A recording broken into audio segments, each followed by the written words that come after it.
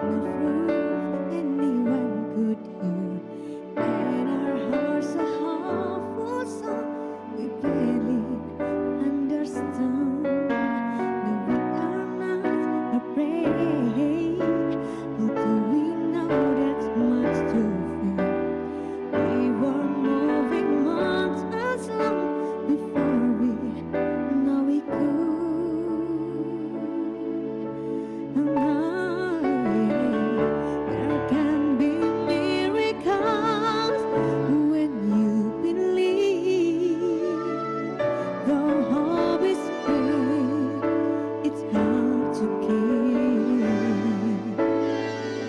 Who knows what miracle you can achieve when you believe? Somehow you will. You will when you believe.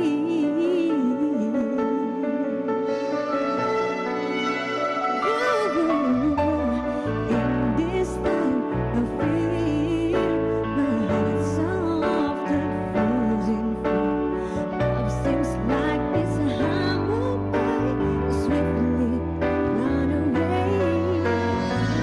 I'm standing here, my heart's somehow I can't explain. Speaking that as we were, I'll never where I stay.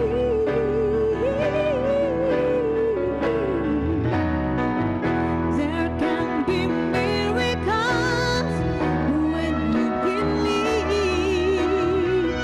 The hope is great, it's hard to keep. Who knows what miracle you can achieve when you believe? Somehow you will. You will when you believe.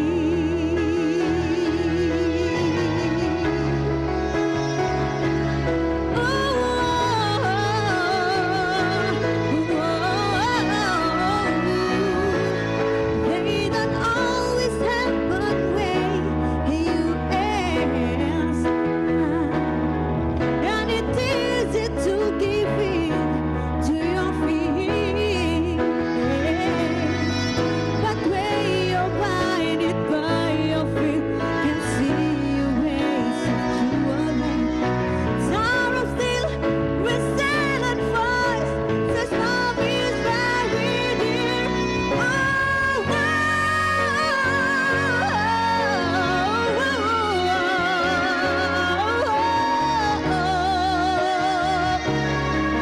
It's hard.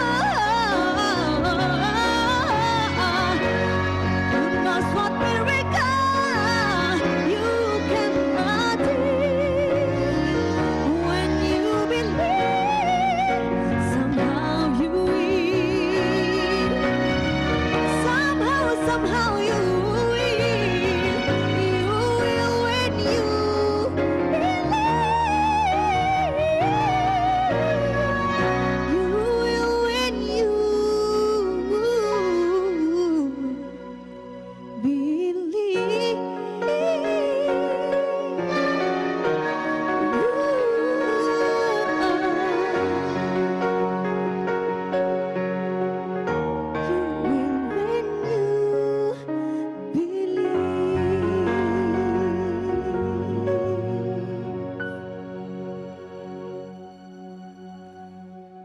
Selamat sore pemirsa TVRI Jawa Barat dimanapun Anda berada.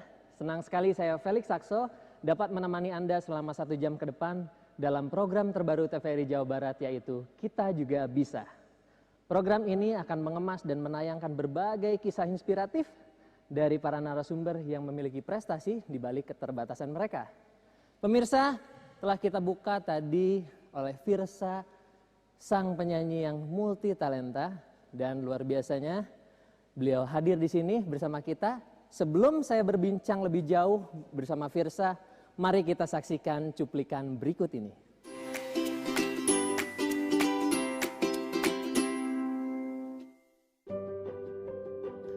Ajang pencarian bakat sempat menjadi hiburan menarik yang menyita banyak perhatian orang. Sejak lahir, Firsa yang menyandang tunanetra berhasil menuai simpati banyak orang. Di samping kualitas suaranya yang patut diacungi jempol, perempuan kelahiran Bandung 19 Juli 1993 itu sejak penampilan pertamanya di ajang pencarian bakat, sosok Firsa mampu menjadi sorotan dan ia merupakan peserta yang memiliki kebutuhan khusus. Namun, memiliki daya juang yang sangat tinggi. Keberhasilan Firsa hingga saat ini tentu bukan semata-mata langkah Firsa sendiri, tapi seorang sosok ibu yang selama ini selalu mendukung dan mendampingi menjadi bagian kehidupan Firsa. Firsa terakhir tunanetra, saya awalnya sebagai ibu shock lah dengan keadaan Firsa. Namun saya berpikir bahwa ini adalah titipan dari Allah Subhanahu wa Ta'ala. Tugas dan kewajiban saya untuk membesarkan dia agar bisa setara dengan yang lain. Alhamdulillah sekarang sudah menjadi seorang sarjana dan kebetulan sekarang menjadi tenaga honorer seorang guru di SLBNA Pajajaran. Sampai saat ini, Firsa tetap meneruskan karirnya sebagai penyanyi. Ia kerap tampil menyanyi secara off-air dan on-air di berbagai acara. Juga aktif mengajar anak berkebutuhan khusus dengan mengajar seni musik yang dipelajari saat kuliah di Universitas Pendidikan Indonesia di Kota Bandung. Tentang Ibu Firsa itu, banyak sumbangsihnya kepada sekolah luar biasa. Pendekatan kepada peserta didik itu sangat bagus sekali, terutama dalam mengajarnya, dalam memberikan materi-materinya, sangat baik sekali. Firsa benar-benar sosok yang sangat menginspirasi. Perempuan cantik ini bisa mewujudkan mimpinya sebagai penyanyi, sekaligus menjadi pahlawan tanpa tanda jasa di bidang pendidikan.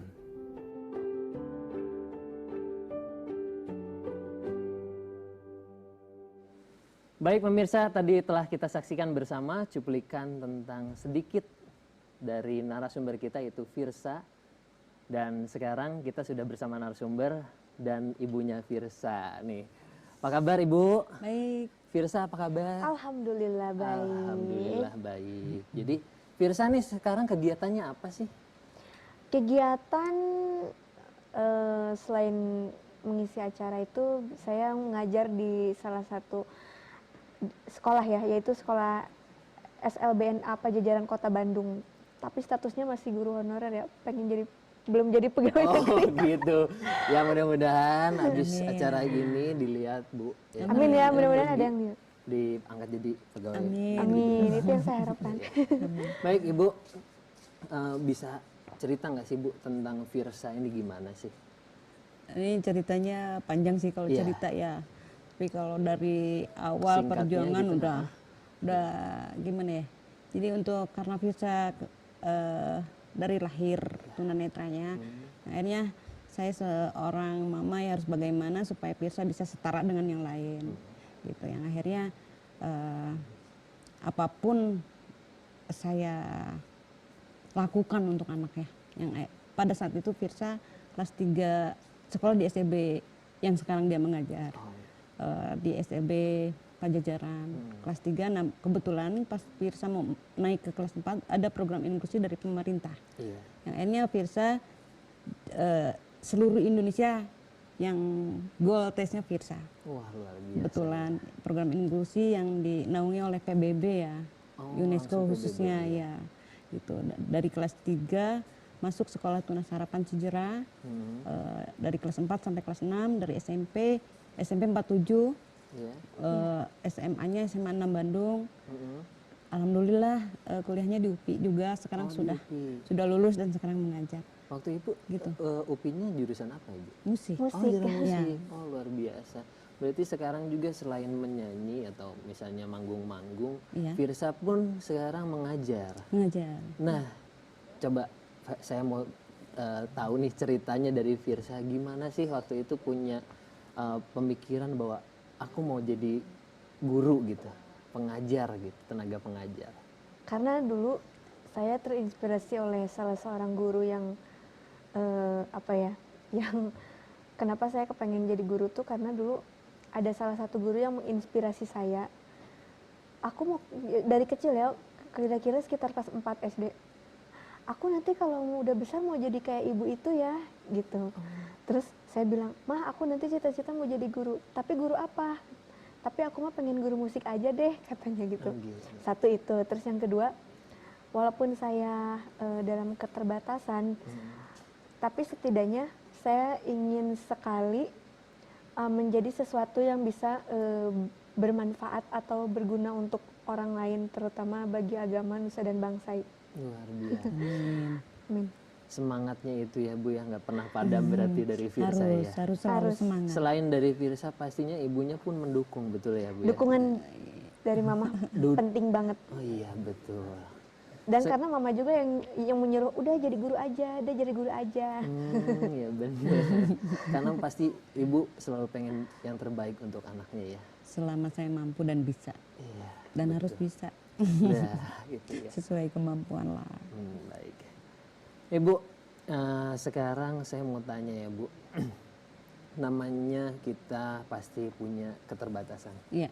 Dalam keterbatasan Firsa ini kita tahu sendiri bahwa Firsa itu mengajar. Betul. Apa sih kendalanya Firsa yang mungkin sering Firsa bilang ke ibu aku gini loh atau kayak gimana?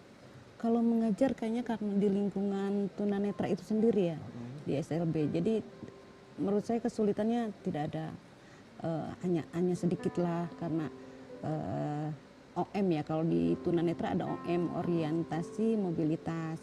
Mungkin itu karena selama ini kan selalu sama mama dari sekolah, selama sekolah dari SD, SMP, SMA sampai ke kampus saya yang antar jemput, mau naik lift apapun sama saya. Cuman selama dia mengajar honorer di situ sebagai guru, saya mencoba saya lepas di situ. Mungkin OM-nya karena kurang baik, karena kurang terlatih di situ. Yang akhirnya mungkin itu aja. Kesulitannya hanya OM-nya aja. Tapi sekarang sudah lancar, alhamdulillah. Sekarang udah lancar Firsa. Udah, alhamdulillah. Gimana tuh melatihnya OM-nya itu gimana sih cara Firsa melatih? Cara melatih ya waktu itu kan sama mama dibeliin tongkat. Iya. Waktu sebetulnya dari awal kuliah tuh udah dikasih tongkat, Nina kamu pakai tongkat. Walaupun sebenarnya mama tuh orangnya nggak tegaan sih. Setiap saya jalan pasti diliatin. Atau kalau jalan sendiri tuh kadang mama tuh udah dituntun aja deh, kamu lama jalannya. Terus tapi lama-kelamaan setelah saya kerja, ada salah satu guru gitu ya, mungkin rekan kerja juga, tapi yang notabene-nya beliau itu adalah dulunya guru saya juga waktu dulunya gitu. Yang dulunya. Terus beliau bilang, "Bu, kalau misalnya ini Firsa ditemenin terus, mau kapan dia bisa jalan sendiri? Udah biarin aja." Terus, "Tapi takut jatuh." "Ya harus jatuh dulu kalau pengen bisa," katanya.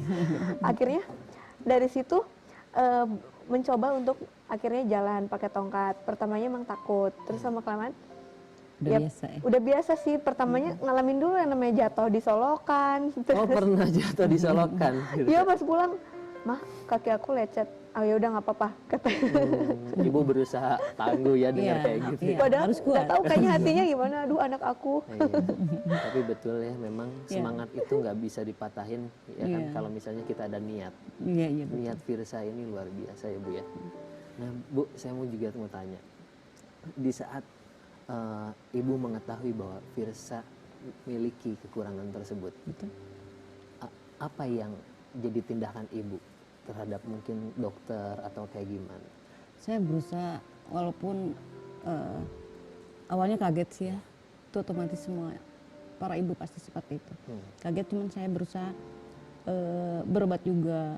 Nah, cuman mengatasinya ya sudah, kalau memang ini anugerah, merupakan anugerah buat saya, titipan dari Allah, di mana saya harus berjuang bagaimana caranya supaya anak bisa setara dengan yang lainnya. Kan kadang-kadang namanya difabel ya, dianggapnya wah nggak bisa apa-apa gitu. Betul. Kita juga bukan berarti anak kaum difabel sombong, enggak gitu. Ingin seperti mereka, sesuai dengan yang kita bisa, yang tidak lepas dari dukungan kita sekitarnya, khususnya keluarga. Itu keluarga nomor satu, sekitar juga mendukung kan gitu. Jadi bagaimana caranya supaya Firsa bisa seperti yang lain. Satu, jangan punya rasa malu, karena kekurangan bukan untuk bikin kita malu, bukan. Justru bagaimana caranya kekurangan kita di cover agar bisa seperti semua gitu, sama dengan yang lain. Makanya adanya inklusi itu maksudnya untuk disamakan dengan yang lain. Itu. Baik Ibu. Ibu, namanya seorang anak pasti sering curhat sama ibunya Betul. nih.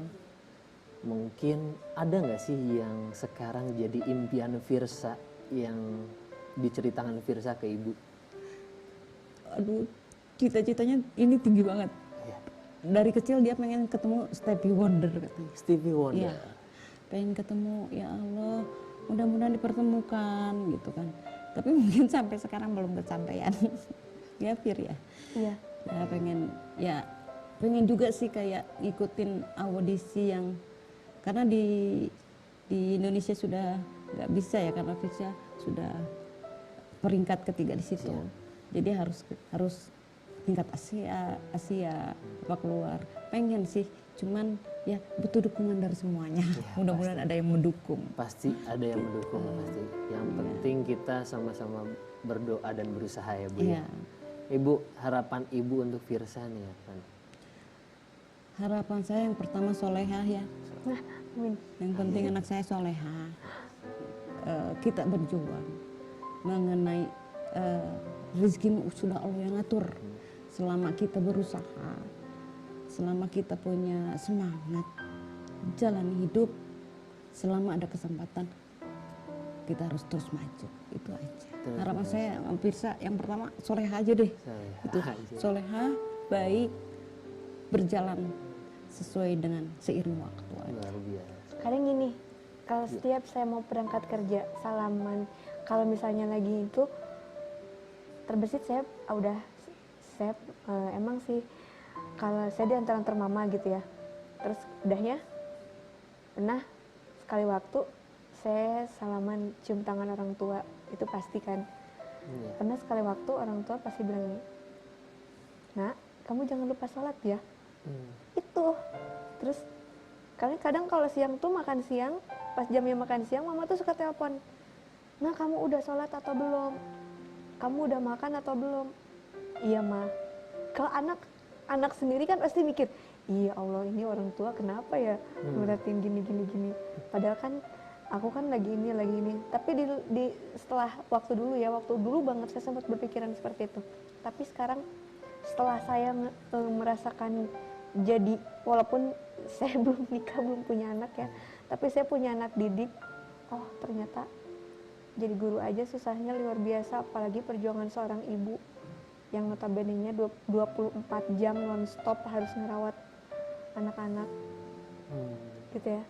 Jadi mungkin ada kekhawatiran, saya berusaha untuk berpikir positif. Dan terkadang saya suka nangis kalau misalnya inget peristiwa flashback ke belakang. Jadi berusaha untuk bagaimana mamah membesarkan saya, perjuangannya sampai ngebacain saya. Dulu kan belum ada handphone Android, dulu pakai Walkman, ngebacain jam 1, jam 2, ngerekam, direkam pakai kaset tersebut. Gimana supaya saya bisa belajar sama seperti orang lain. Karena saya kan sekolah di sekolah umum gitu. Jadi kadang kalau inget ke belakang pengen nangis sih, tapi setelah itu setelah saya di wisuda, mama tuh langsung meluk, "Nak, ini hasil kamu." "Enggak, hasil mama juga." Luar biasa ya. Memang tanpa seorang ibu, Firsa nggak akan mungkin seperti ini. Tapi tanpa semangatnya Firsa pun, Firsa nggak akan mungkin sampai titik ini. Memang kita harus belajar bahwa alasan kita hidup adalah semangat. Betul. Dan keterbatasan juga bukan sebuah alasan untuk kita berprestasi. Iya, betul ya Firsa ya? Iya betul.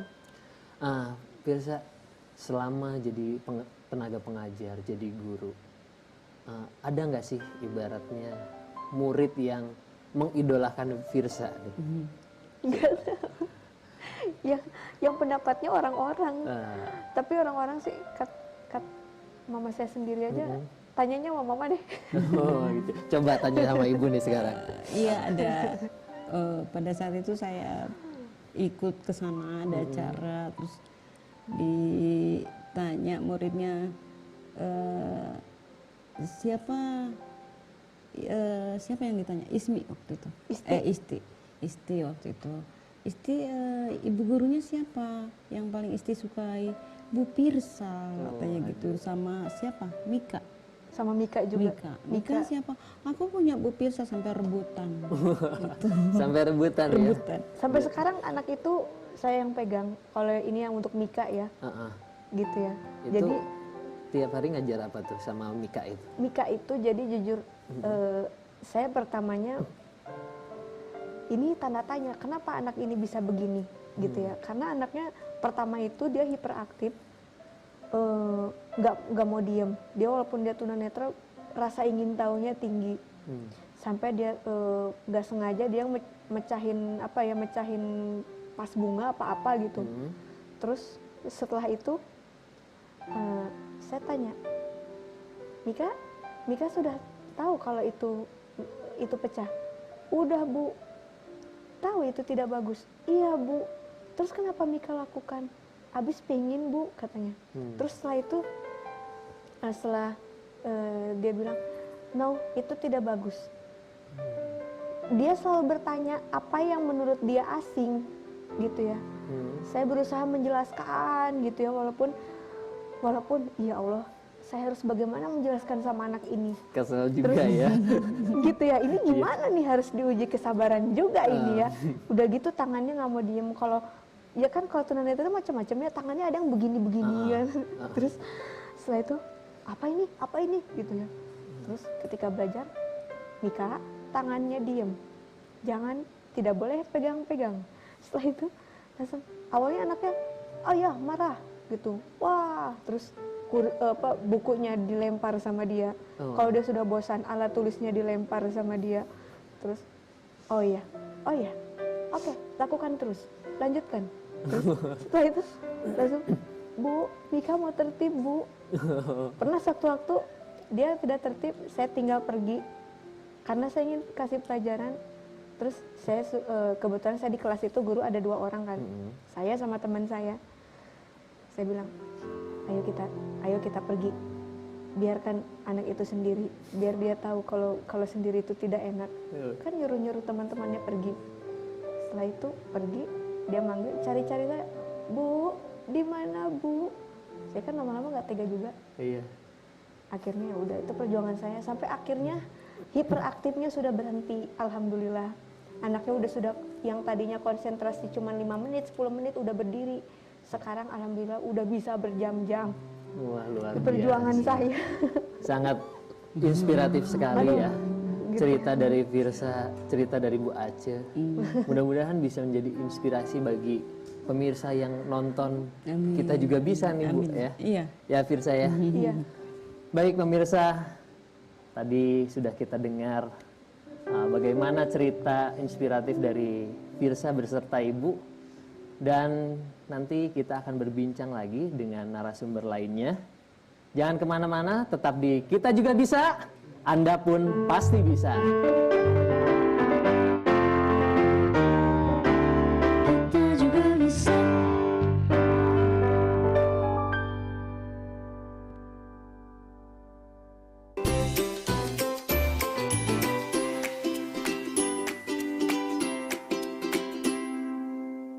TVRI Jawa Barat mempersembahkan Gebiar Musik Spesial Milangkala ke-36 tahun.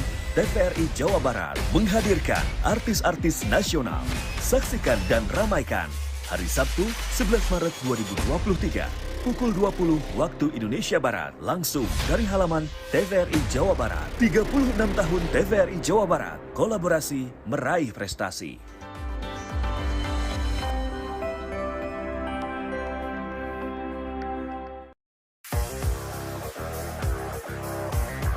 Dalam rangka hari ulang tahun ke-36, TVRI Jawa Barat kembali menggelar Fun Adventure Bike dan Urban MTB Race yang akan digelar pada tanggal 12 Maret 2023.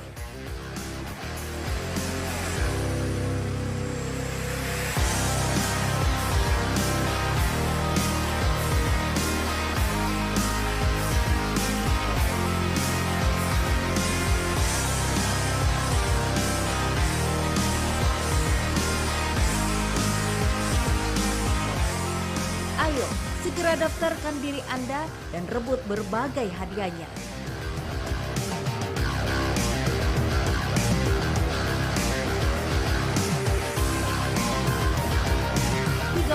Tahun TVRI Jawa Barat, kolaborasi meraih prestasi.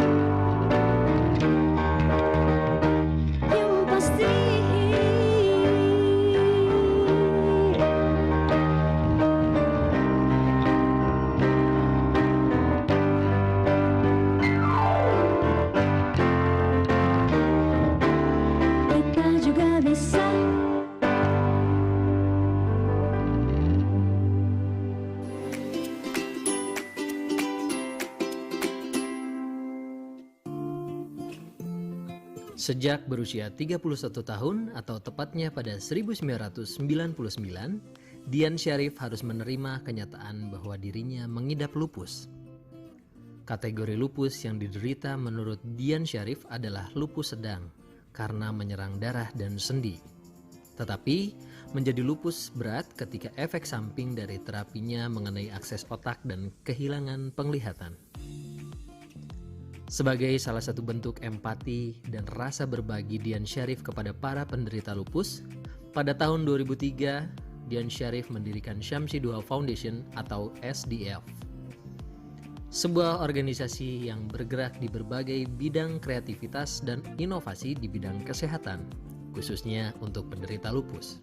Samsi Duha Foundation sebagai kelompok pendukung bergerak di bidang kesehatan, pendidikan, dan pemberdayaan ekonomi. Ini adalah salah satu kegiatan SDF dalam bidang penelitian. Ketika kami melakukan penelitian untuk mencari bahan alam sebagai suplemen terapi untuk lupus. Kemudian di sini juga ada beberapa dokumentasi kegiatan kami, di mana memang tadi selain untuk penelitian, kami juga melakukan berbagai kegiatan edukasi, sosialisasi, dan juga pendampingan. Dan ini adalah salah satu contoh kegiatannya, yaitu kita pernah mengadakan sosialisasi berupa Walk for Lupus di sepanjang Jalan Dago untuk lebih mensosialisasikan keberadaan penyakit lupus.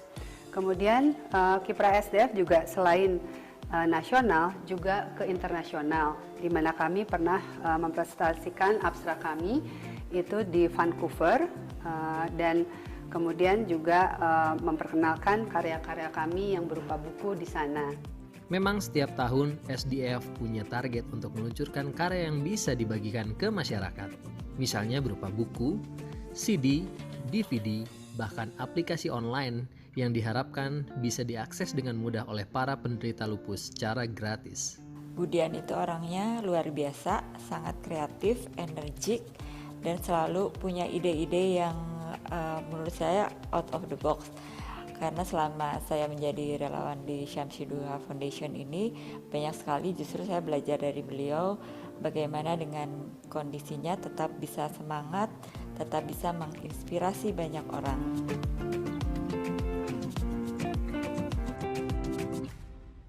Baik pemirsa TVRI Jawa Barat dimanapun Anda berada, masih di Kita Juga Bisa, Anda pun pasti bisa. Baik pemirsa dimanapun Anda berada, kali ini kita bersama narasumber yang kedua. Beliau adalah seorang sosok ibu dan beliau merupakan pendiri dari salah satu organisasi kemanusiaan yaitu bernama Samsi Duha Foundation. Langsung saja kita berbincang-bincang dengan Ibu Dian Syarif. Ibu, apa kabar? Baik, alhamdulillah Mas Felix. Alhamdulillah. Ya. Jadi Ibu sekarang kegiatannya apa aja sih? Ya, saya sebagai penyandang lupus dan low vision saat ini bergerak di lapangan juga sebagai relawan untuk memang bisa memberikan dukungan bagi para penyandang autoimun khususnya lupus dan juga para penyandang difabel netra khususnya low vision. Ya. Baik Ibu, soal Samsi Duha Foundation itu Ibu dirikan bersama suami. Ya. Tahun berapa Ibu? Itu kami mulai bergerak di lapangan 2004 setelah memang kondisi saya relatif stabil karena 5 tahun pertama setelah saya terdiagnosa lupus itu memang kondisinya cukup parah dan ritualnya memang hanya dari dokter ke dokter, dari rumah sakit ke rumah sakit, dari satu meja operasi ke meja operasi lainnya. Nah jadi setelah 5 tahun kondisinya relatif stabil, kemudian saya berpikir bahwa saya harus bisa tetap melakukan sesuatu yang bermanfaat tidak hanya buat saya sendiri, tapi juga bagi banyak orang. Karena itu kemudian saya ingin bersama suami ingin mendirikan sebuah yayasan yang memang bisa menebar banyak manfaat bagi banyak orang. Dan kami pun ingin berbagi pengalaman bagaimana berjuang menghadapi penyakit yang bernama lupus ini. Dan juga bagaimana bisa survive ketika memang harus kehilangan penglihatan. Baik. Ibu, awal mula Ibu terdiagnosa lupus itu saat tahun berapa dan kenapa? Ya, jadi saya terdiagnosa lupus itu tahun 99. Sebelumnya saya sehat, nggak pernah sakit. Saya bekerja di salah satu bank swasta nasional. Kemudian juga penglihatan saya 100%. Jadi memang tidak ada masalah dengan kondisi fisik. Tapi tiba-tiba saja timbul gejala yang memang tidak pernah terjadi sebelumnya. Dan ternyata ketika konsultasi ke dokter, diagnosanya adalah lupus. Atau ini sebuah penyakit autoimun kronis yang memang banyak menyerang wanita aktif usia produktif. Dan saat itu usia saya 33 tahun. penyakit ini banyak menyerang wanita usia 15 sampai 45 tahun. Oh, begitu. Iya. Kata dokter saat itu, kenapa, pasti ada pertanyaan dari Ibu Dian, dok kenapa saya seperti ini? Ya. Apa penyebabnya? Ya. Itu penyebabnya apa sih, Bu? Ya, jadi memang sebenarnya penyakit autoimun atau juga lupus ini given. Jadi memang sudah ada kelainan dalam tubuhnya. Tinggal suatu saat dia akan terpicu untuk kemudian timbul dan timbullah gejalanya. Timbul begitu saja ya? Ya. Nah itu memang yang bisa memicu juga itu adalah kelelahan fisik dan mental. Jadi kalau misalkan ada terjadi kelelahan fisik mental dan itu bisa memacu timbulnya si penyakit autoimun atau lupus ini. Baik. Di samping itu penyebab-penyebab lain juga ada ya, ada faktor lingkungan, ada faktor hormonal, dan juga obat-obatan. Karena ada juga di lupus ini yang namanya DILT, Drug Induced Lupus. Untuk saya pribadi juga mungkin salah satu penyebabnya memang DILT ini, Drug Induced Lupus. Ya, jadi penggunaan obat-obat golongan tertentu yang kemudian bisa memicu aktivasi lupus ini. Oh, begitu. Ya.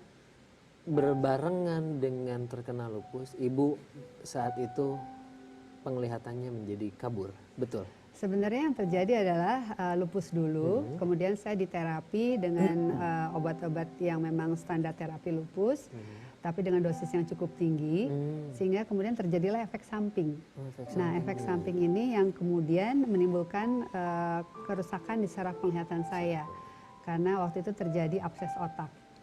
Dan memang perjalanan sakit saya sebenarnya lebih berat karena komplikasi. Jadi kalau lupusnya sendiri sebenarnya lupus sedang lah ya, karena waktu itu dia menyerang sistem darah saya, paru-paru dan sendi. Nah, padahal di lupus sendiri tuh bisa ringan, bisa sedang, bisa berat. Berat tuh kalau sudah menyerang ke organ vital ya. Nah, tapi yang terjadi pada diri saya itu diperberat dengan adanya komplikasi. Ya seperti tadi, diberi terapi, tapi kemudian efek samping. Dan kemudian timbullah abses otak. Justru ini yang lebih berat. Karena justru gara-gara itu saya harus dioperasi berkali-kali, ya bedah otak ya, untuk bisa menyelamatkan jiwa saya. Dan juga hingga saat ini pun saya survive karena ada selang di kepala saya untuk menyalurkan cairan otak ke perut. Oh, begitu. Ya, jadi memang lebih banyak karena komplikasinya sebenarnya. Baik Ibu, bicara kembali ke organisasi Ibu.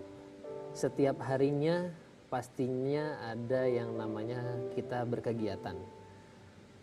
Saat ini yang paling gencar Ibu lakukan apa sih?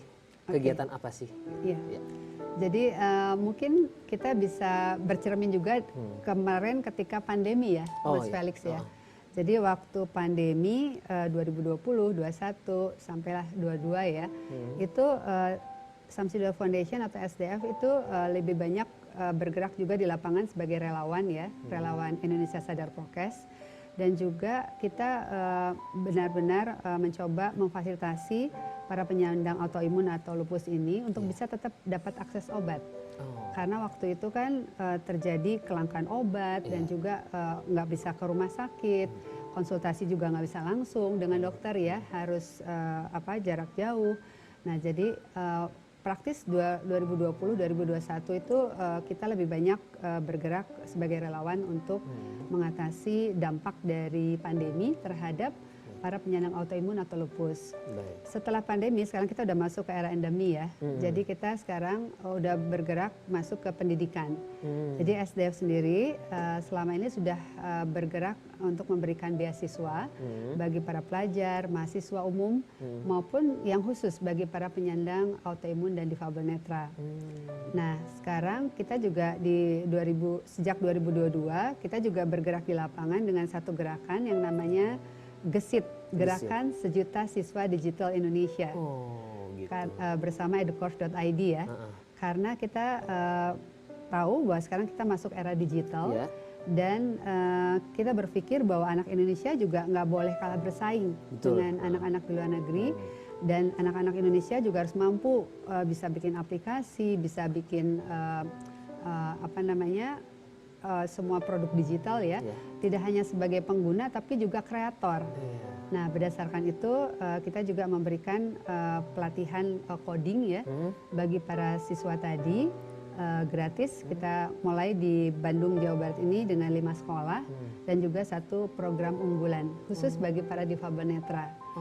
Jadi pelatihannya tidak hanya kita berikan kepada para siswa yang di sekolah biasa, SD, SMP, SMA, SMK ya, tapi juga kita berikan untuk teman-teman yang difabel netra. Karena mereka juga sebenarnya mampu, Mas Felix, untuk belajar gitu. itu.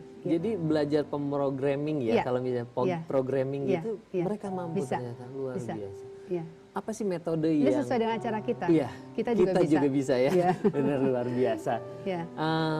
Ibu, apa yang jadi metode mungkin pengajar ya yang ada di Samsiduha Foundation itu untuk mengajar orang yang kita tahu bahwa memiliki keterbatasan secara penglihatan? Apa sih? Ya, jadi intinya kita berkolaborasi dengan educourse.id. Jadi ini justru entity yang memang melaksanakan pelatihan tersebut. Nah, khusus untuk kelas unggulan difabel netra, kita berbagi juga bagaimana bisa mengemas satu materi yang nantinya bisa diikuti dan terutama cara penyampaian karena memang khusus untuk yang memiliki keterbatasan penglihatan itu memang tidak bisa langsung akses visual ya, tapi bermain di audio sehingga memang semua materi pengajarannya itu harus diverbalkan. Kemudian juga tentu saja dibantu dengan aplikasinya ya, karena rata-rata mereka sudah punya aplikasi yang bisa dipakai untuk membantu difabel netra, ya, screen readernya dan sebagainya. Dan itu jadi siswanya atau yang jadi muridnya itu selalu menghafalkan dari audio itu tersebut ya? Iya, artinya gini, kalau bicara soal bagaimana para siswa difabel netra ini belajar, mungkin tadi dari Firsa juga udah sharing ya. Jadi mereka banyak menggunakan rekaman gitu ya, menghafal. Nah tapi tentu saja kalau untuk pelatihan coding ini juga logikanya harus bermain ya. Karena makanya kita juga dalam melakukan pelatihan coding ini, itu kita basisnya adalah STEM. STEM itu Science, Technology, Engineering, Art, and Math. Ya, jadi untuk semua siswa di sekolah umum maupun yang program unggulan untuk kelas khusus ini. Baik Ibu. Kalau boleh tahu Ibu bersama suami mendirikan organisasi ini memiliki tujuan pastinya. Nah tujuannya itu apa sih yang paling menurut saya tuh paling tinggi gitu? Apa sih tujuannya? Jadi kami yakin bahwa kita hidup itu memang harus sesuai tujuan penciptaan kita. Jadi ketika Tuhan ingin kita bisa bermanfaat bagi sesama, ya tidak hanya bagi Tuhan sendiri ya, ya kita harus memang arahnya ke situ. Jadi memang tadi menebar kebermanfaatan, dan ketika Samsiduha Foundation ini mulai bergerak di lapangan, memang kita mulai dari skop kecil dulu, tapi kemudian sekarang sudah melebar. Ya, jadi arahnya memang kita nasional dan internasional. Kita juga berkomunikasi dengan organisasi sejenis di luar negeri, dan juga alhamdulillah 2012 itu kita dapat penghargaan ya dari WHO atau Badan Kesehatan Dunia yang memberikan Sasakawa Head Prize bagi Samsiduha Foundation dari Indonesia. Waktu itu Indonesia sudah 20 tahun tidak pernah dapat penghargaan di Assembly Hall-nya WHO. Jadi ketika waktu itu kita dapat, duta besarnya senang sekali karena nama Indonesia bergema di Assembly Hall-nya WHO. Selamat ya Bu ya. Mudah-mudahan ke depan Samsiduha Foundation bisa lebih berprestasi kembali dan mungkin bisa lebih banyak mengharumkan nama Indonesia, khususnya anak-anaknya yang tergabung di Samsiduha Foundation ya Bu ya. Ibu, harapan Ibu ke depan apa sih? Jadi memang kalau bicara harapan tentu kita belajar dari apa yang kita alami, ya Mas Felix. Jadi artinya pembelajaran yang saya dapat dari apa yang saya alami berjuang sebagai penyandang lupus dan juga low vision, itu adalah bahwa hidup itu adalah sesuatu yang sangat-sangat berharga. Jadi kita tidak boleh menyia-nyiakan kesempatan hidup itu. Walaupun kita punya keterbatasan fisik, tapi tidak harus membatasi jiwa kita. Yeah. Nah, jiwa yang memiliki kekuatan ini yang nantinya akan membawa fisik yang terlemahkan untuk tetap bisa survive, tetap bisa berdaya, tetap bisa maju. Nah, tentu saja melalui Samsiado Foundation kami ingin berkarya dan ingin membangun nilai-nilai itu sehingga nanti kalaupun ada yang memang memiliki keterbatasan itu tidak harus menjadi liabilities, tapi tetap bisa menjadi aset. Karena di balik kelemahan sebenarnya ada kekuatan, di balik kekurangan ada kelebihan. Jadi itu yang harus digali, potensinya harus digali, diberdayakan, diberikan pelatihan, diberikan alat bantu, atau untuk yang berwirausaha ya dibantu permodalannya, sehingga tetap bisa produktif dan berdaya. Jadi harapan kedepannya tentu saja mudah-mudahan Samsiado Foundation bisa terus menebar kebermanfaatan yang lebih meluas lagi. Baik Ibu. Bu, di Samsiado Foundation anak-anak umur berapa sih dari yang paling muda sampai yang paling tua nih? Coba. Ya, kita yang bergabung itu anak-anak, remaja dan dewasa. Justru kebanyakan dewasa. Dewasa. Ya. Dan maksudnya di samping itu kita juga ada relawannya yang memang bertindak sebagai caregiver dan juga keluarganya ya, karena gimana pun juga sebagai kelompok pendukung itu harus melibatkan keluarga ya. Seperti tadi kita lihat Mama Aca mendukung Firsa seperti itu karena itu memang caregiver utama. Iya betul. Baik, dalam hal ini pun suami sangat mendukung pastinya ya Bu ya. Alhamdulillah. Baik, pemirsa dimanapun Anda berada, telah kita dengarkan cerita yang luar biasa, penuh dengan semangat dari Ibu Dian Syarif. Mudah-mudahan bisa menjadi inspirasi untuk kita semua. Tetap di Kita Juga Bisa, Anda pun pasti bisa.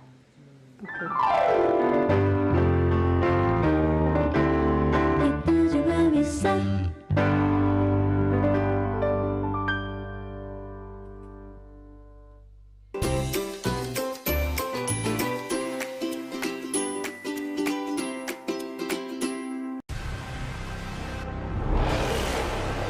Semarak Nilangkala ke-36 TVRI Jawa Barat. Mancing Mania. Wayang golek. Penanaman pohon citar. Tablik akbar.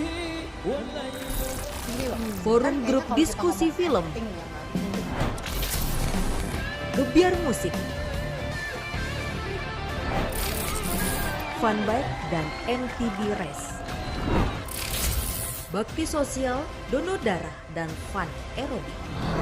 36 tahun TVRI Jawa Barat, kolaborasi meraih prestasi.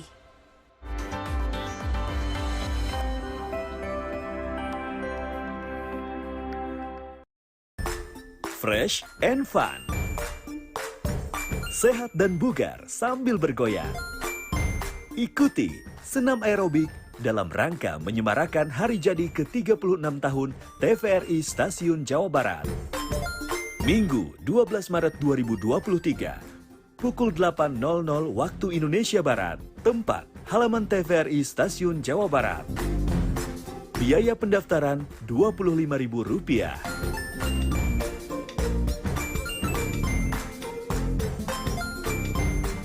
Rebut beragam hadiah menarik.